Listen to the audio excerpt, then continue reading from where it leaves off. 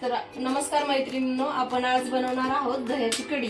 तर सगळ्यात आधी आपण इथं मिरची घेतलेली आहे, नंतर त्याच्यात जिरे टाकणार आहेत, लसूण आहे हा, कोथिंबीर कट केलेली आणि हे शेंगदाणे। ते सगळं मिक्सरला बारीक करून घेऊन त्यात नंतर दह्याला पण एक राऊंड घ्यायचा आणि कढी बनवायची। नंतर आपण आता कढीला फोडणी द्यायसाठी पॅन गॅसवरती ठेवलेला आहे, तेल टाकून घेऊ। सगळ्यात आधी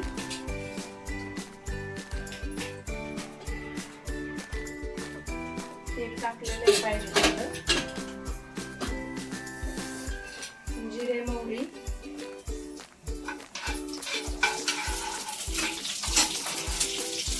लसूण थोडासा कट करून घेतलेला आहे तो टाकतो।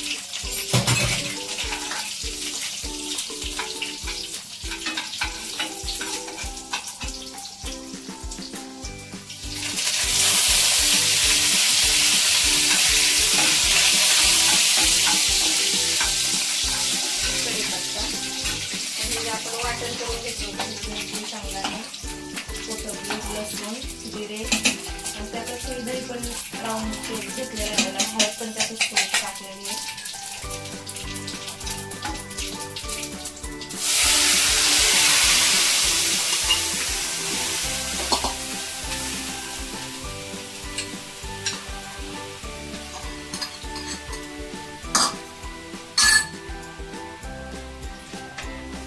थोडंसं बेसन पीठ किंवा बाजरीचं पीठ थोडंसं लावलं कढीला तरी चालतं घट्टपणा येण्यासाठी।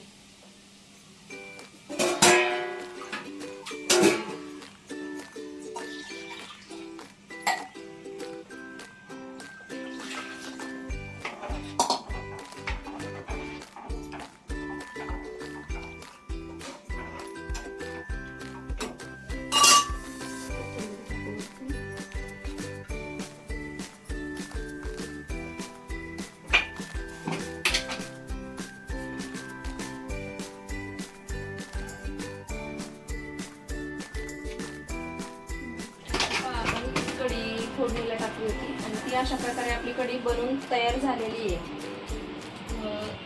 कढीला फोडणी दिली की अगदी 2-3 मिनिटातच गॅस बंद करायचा, कारण फुटून द्यायची नसती कढी।